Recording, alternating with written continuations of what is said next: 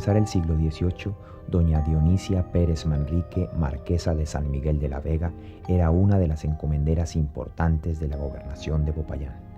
Heredera de una gran fortuna, influyó en la creación de pueblos de indios. Alimentada por los valores del catolicismo, ayudó a los indios y los negros a su servicio. En su testamento solicitó que se rezaran 200 misas por su alma durante el primer año de su muerte.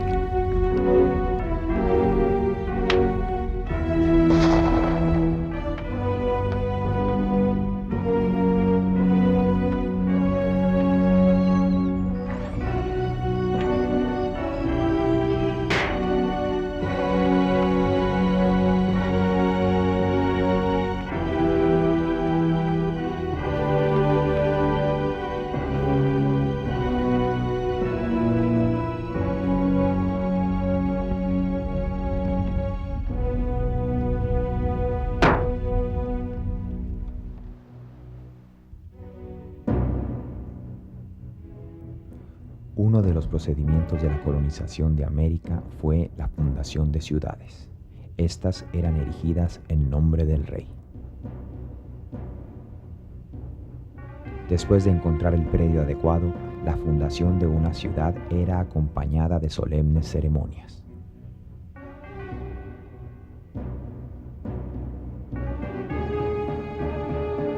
En señal de posesión, el conquistador arengaba a sus tropas y señalaba el sitio donde iba a quedar el patíbulo y la iglesia.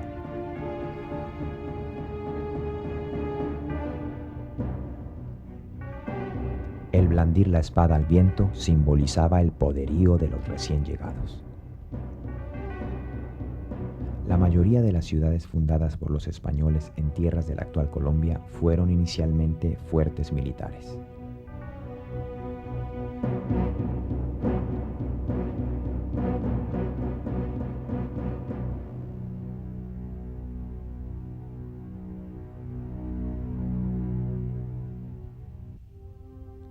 El patrón de poblamiento de los indios fue disperso. Situaban sus viviendas entre las tierras productivas sin establecer límites exactos. Había pequeñas aldeas alrededor de los caciques que servían como posadas, puntos de intercambio o centros ceremoniales. Las ciudades españolas, concentradas alrededor de una plaza central, desconocieron y anularon tal disposición. El lugar más importante de una ciudad era la plaza central, en cuyo marco se ubicaban los notables, la casa del cabildo, la cárcel y la iglesia. De la plaza emergían las calles en cuadrícula. La plaza de Popayán es tan antigua como su propio nombre. Hoy en día es conocida como el Parque Caldas y es símbolo distintivo de la ciudad.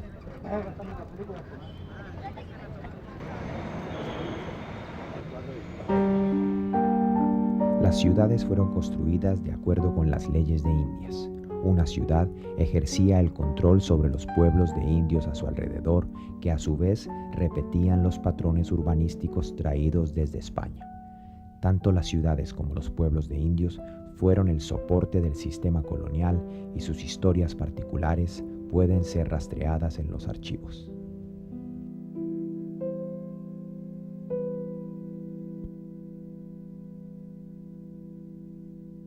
Popayán no se puede entender sin mirar a los alrededores, todas las áreas conocidas como pueblos de indios.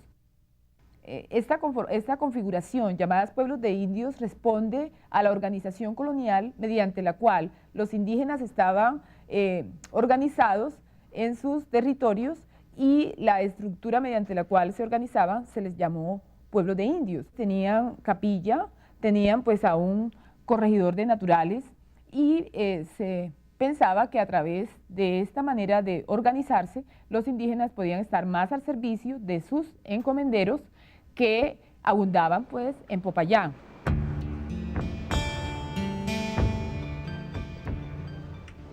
Las ciudades coloniales fueron vehículo de innovaciones arquitectónicas y en su construcción se invirtieron grandes sumas de dinero y enormes cantidades de fuerza de trabajo indígena.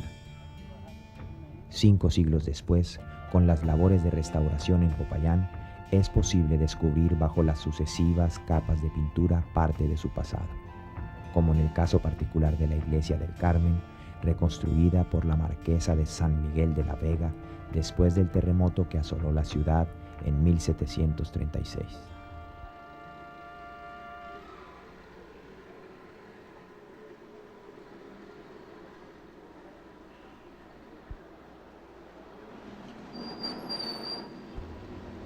Una ciudad colonial tenía a su cargo tantos pueblos de indios como su población indígena lo permitiera. Popayán, como capital de la gobernación, llegó a administrar hasta 250 poblados. Popayán también tuvo pueblos de indios domésticos que la servían directamente y que estaban ubicados en sus alrededores. Hoy son parte integral de la ciudad.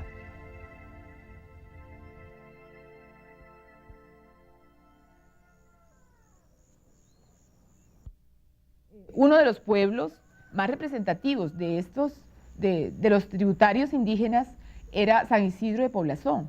San Isidro de Poblazón, como Julumito, como Yanaconas, como Puelenje, constituían esas áreas alrededor de la ciudad que de alguna manera también la explican. ¿Por qué? Porque de estas áreas venían, además de la población indígena que le servía a los encomenderos que habitaban la ciudad de Popayán, también producían una serie de productos agrícolas que servían de despensa para la ciudad de Popayán. En el altiplano de Popayán y más o menos hasta un poco más al norte, había una serie de pueblos diversos, con diversas culturas, pero que ya habían logrado desarrollar un tipo de cultura, primero que todo, campesina.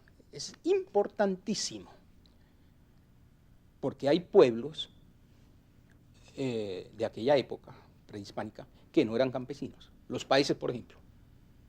Entonces tenemos que los pueblos alrededores de Popayán, incluyendo los bambianos, o la gente que habitaba en Coconuco, eran pueblos de campesinos. Y la mejor prueba de ello es que cuando llegaron los conquistadores, cuentan o contaban a los cronistas que al llegar a Popayán, Belalcázar con 2.000 o 6.000 indios, la cifra habrá que debatirla ya entre los técnicos, el hecho es que pudieron vivir durante 2 años esos miles y miles de venideros simplemente de las reservas de alimentos que tenían guardados las gentes ahí en el altiplano. Los pueblos cercanos a Popayán, como Poblazón, no solamente cumplieron con el abasto de la ciudad, sino que fueron vehículo de un proceso de fusión de culturas. Los indios adoptaron la arquitectura y las formas de gobierno de la ciudad española. De los pueblos indígenas llegaron costumbres y palabras que se incorporaron a la vida cotidiana de la urbe.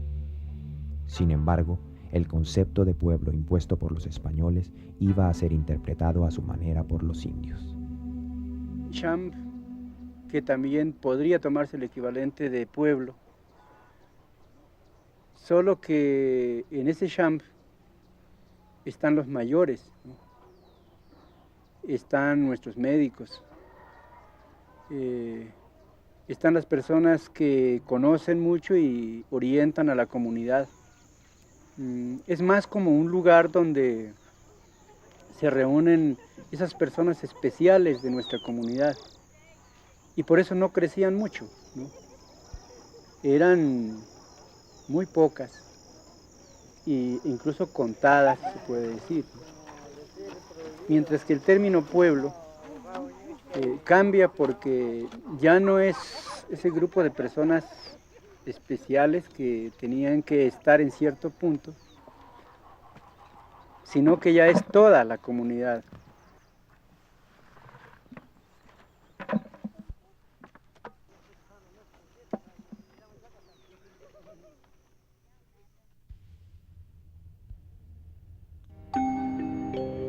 Con los españoles la relación del indio con la tierra cambió. Por la disminución demográfica indígena, la tierra adquirió valor comercial. Algunos encomenderos, mediante presiones y transacciones de familia, lograron acumular grandes extensiones de tierra que dieron vida a las haciendas. Allí, los indios aportaban el trabajo y los propietarios organizaban la producción y garantizaban la vida espiritual. Los encomenderos y hacendados acumularon propiedades inmuebles tanto en el campo como en la ciudad. Un propietario podía poseer haciendas en las montañas y los valles calientes y casonas urbanas de patios con pozos de agua subterránea que todavía son visibles en la estructura de la antigua ciudad colonial. En ambos casos, la fuerza de trabajo provenía de los pueblos de indios. La casa donde se localiza el Pozo de la Marquesa es hoy una de las mejor conservadas de Popayán. La Marquesa de San Miguel de la Vega tiene enormes patrimonios, como ya tal vez hemos anotado, haciendas, estancias, encomiendas y minas. Todos estos recursos, además del servicio de los encomendados, de los indígenas, y los pueblos de indios, le dan a la Marquesa muchas ventajas para ser en Popayán una de las mayores benefactoras de la ciudad. Entre las posesiones de la Marquesa heredadas de sus dos maridos estaba Poblazón, lugar original de la etnia coconuco. Por su cercanía a la ciudad, los coconucos perdieron la lengua y el vestido tradicional. A pesar de ello, los indios coconucos todavía mantienen un fuerte sentido de identidad. La relación más que todo de nosotros con la naturaleza.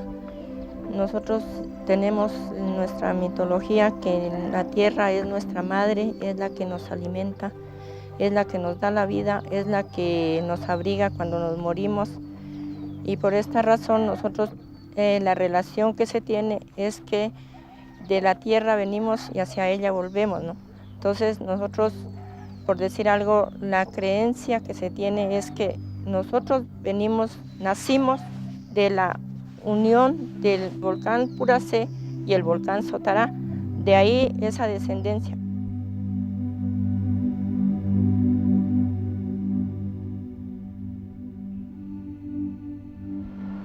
Otro pueblo que se destaca en el departamento del Cauca es Guambía, hoy Silvia, asiento de uno de los grupos indígenas más caracterizados del país. Los indios guambianos, de más tradición agrícola que los paeses, pronto se integraron a la economía española. Aunque uno de los cronistas más tempranos, Pedro Cieza de León, los nombra hacia 1547, por no tener parecido con ninguno de sus vecinos, hay quienes piensan que los guambianos fueron traídos del Ecuador. Eso decían los mestizos anteriormente, por eso decían cuando veían las calles nos decían indios.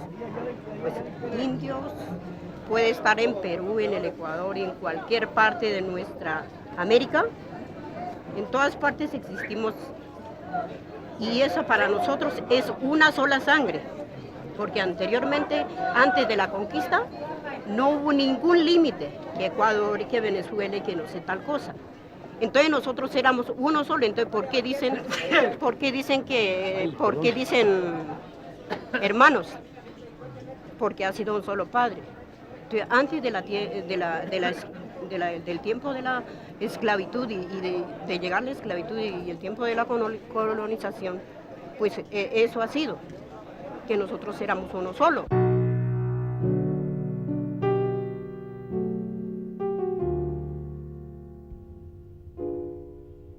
Dentro de la burocracia colonial, el personaje que sobresalía por sus relaciones con los indígenas era el corregidor de naturales. Tenía como función forzar a los indios a concentrarse en poblados y orientarlos hacia la pérdida de sus valores.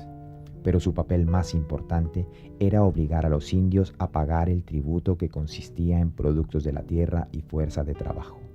Más tarde, con la consolidación de la economía colonial, el impuesto adquirió forma monetaria.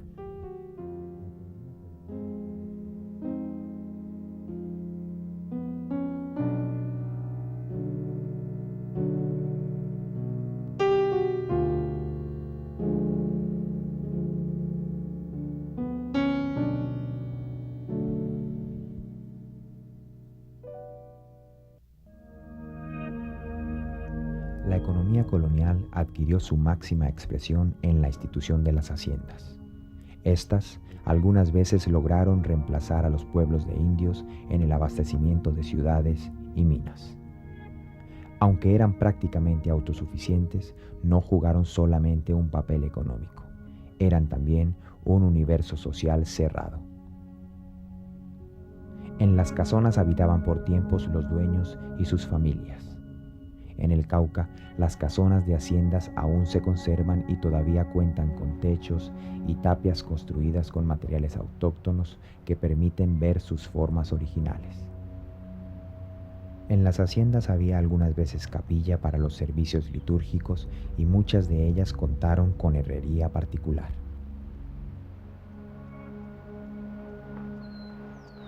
Las haciendas obviamente surgieron en los términos de los pueblos de indios porque, como es obvio, los pueblos de indios garantizaban a la hacienda la fuerza de trabajo necesaria para su funcionamiento. No hay pueblo de indios que no tuviera su hacienda al lado, ni tampoco hacienda de importancia que no tuviera su pueblo de indios consolidado con ese fin, con el fin de garantizar la anuencia de fuerza productiva a dicha hacienda. De acuerdo con la especialización, las haciendas necesitaron de diferente fuerza de trabajo. Las haciendas trapicheras de las tierras bajas y calientes necesitaron fuerza de trabajo negra esclava y la tuvieron. Esa fuerza de trabajo fue importada de África. Pero las haciendas cerealeras de montaña no tuvieron necesidad de importar fuerza de trabajo esclava porque tenían al lado el pueblo de indios. Allí donde surgió un pueblo de indios, por lo regular surgió una hacienda que con el tiempo y gracias a la fuerza de trabajo que adquirió de ese pueblo de indios en cuestión, pudo consolidar su situación en la economía colonial y pudo persistir en el tiempo. Es el caso de la hacienda Coconuco, ubicada pues aquí en este lugar, y si miramos bien, a menos de 1 kilómetro está el pueblo de indios de Coconuco que alimentó esta hacienda de la fuerza de trabajo necesaria para que esta hacienda fuera una de las más exitosas de la economía colonial caucana, una hacienda en donde se produjo trigo y cereales que alimentaron la ciudad de Popayán por siglos.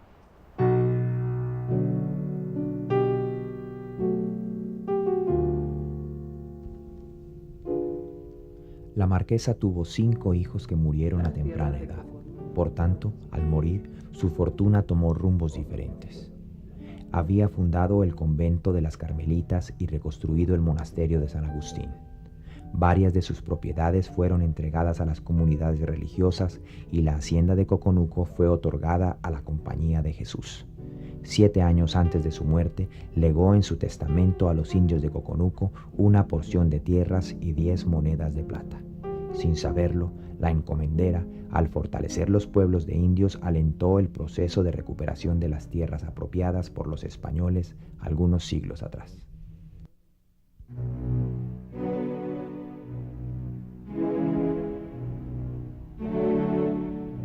La resistencia indígena traspasa los límites de la colonia para desembocar agitadamente en el siglo XX luego de las guerras civiles. El objetivo era la defensa de las tierras de resguardo y los cabildos como expresión política de las comunidades. Pero si durante la colonia la lucha estuvo ligada a personajes míticos como Don Juan Tama, en los tiempos modernos está vinculada a la obra de un indio llamado Manuel Quintín Lame. Como una historia muchas veces repetida, Lame intentó reconstituir el derecho ancestral indígena y organizar la lucha por una tierra y una cultura propias. Hacia 1960, organizaciones indígenas dieron curso a las propuestas del líder. En el proceso de recuperación de tierras inspirado en Lame, los indígenas del Cauca han logrado recuperar parte de sus territorios. Las ideas de Lame han sido un factor determinante en la integración indígena desarrollada en los últimos 50 años.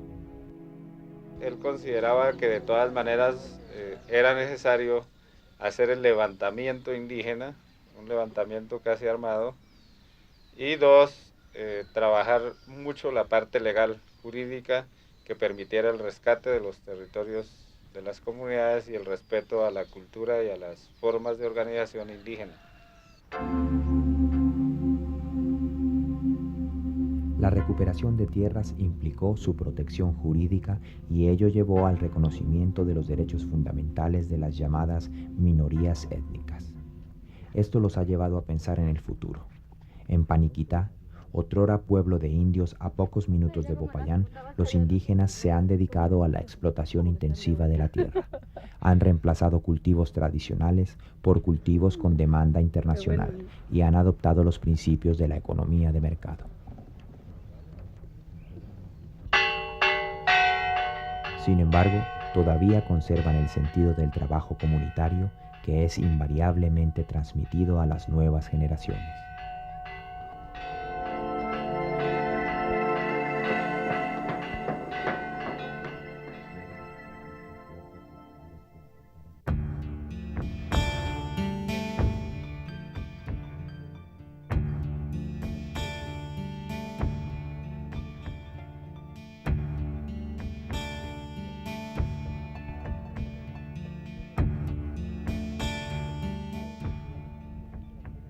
La seguridad de la posesión de la tierra permite pensar en la cultura, y elemento decisivo en este sentido es la lengua que en la mayoría de los pueblos de indios cercanos a Popayán se ha perdido.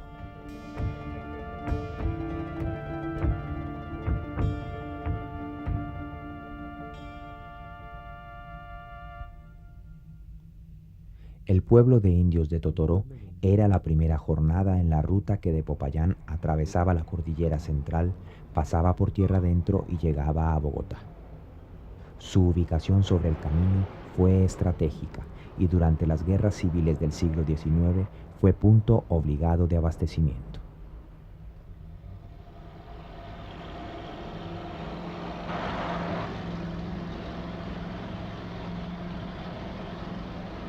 Los habitantes de Totoró no son paeses ni guambianos. Su etnicidad es incierta ya que fueron sometidos desde muy temprano al control de la iglesia, pero es de pensarse que alguna vez se habló libremente en una lengua llamada Totoró.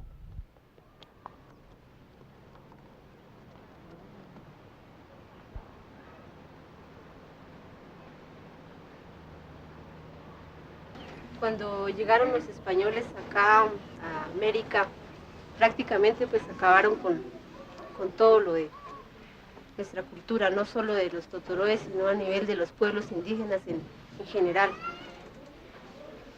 Ya centrándonos en lo que es la parte de Totoró, encontramos que hay como 3 factores, ¿no? Uno que es la escuela. Cuando ya los indígenas asistieron a la escuela, se encontraron con el problema de que éramos totalmente diferentes a los que existían allá, o sea, los mestizos. Entonces empezaron a desconocer todos nuestros valores y quedamos totalmente desaparecidos, se puede decir. El proceso de recuperación viene desde el año 1984 con la recuperación de las tierras. Una vez tenemos nuestro territorio, vemos la necesidad de empezar a recuperar nuestros valores, como es la música, la danza, las costumbres, creencias, y entre ellos vemos que lo más importante es la lengua.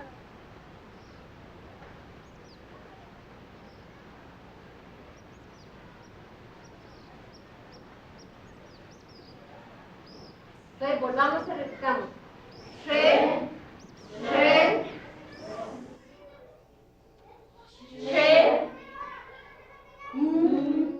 Entonces tenemos que hacer más énfasis en eso, o sea, buscar las palabras que ustedes tienen ahí en ese material y hacer como el repaso, estar pronunciando, repasando para mejorar la pronunciación, porque hay compañeros de que no lo están pronunciando bien como es.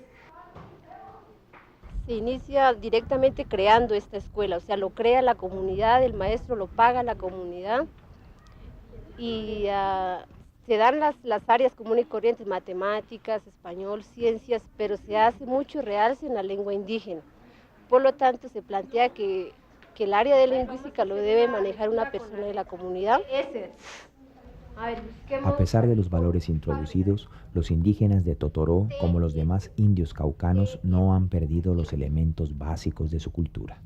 perciben de una forma particular el tiempo y el espacio, conservan su autonomía en los asuntos de gobierno, usan la coca de manera sistemática y guardan valiosos conocimientos de medicina natural. La recuperación de la lengua ha sido determinante en este proceso de afirmación de identidad. La lengua es la que se transmite el pensamiento, ¿no? Y si nosotros volvemos a hablar la lengua o al menos empezamos a valorar, entonces vamos a pensar como verdaderos indígenas totoroes. Mientras nosotros estemos hablando el español, no seremos los indígenas que somos, ¿no? Todo ese universo mental que no pudo ser comprendido a cabalidad por los colonizadores españoles ha sobrevivido hasta las últimas generaciones de indios a pesar de las instituciones coloniales creadas especialmente para su desaparición.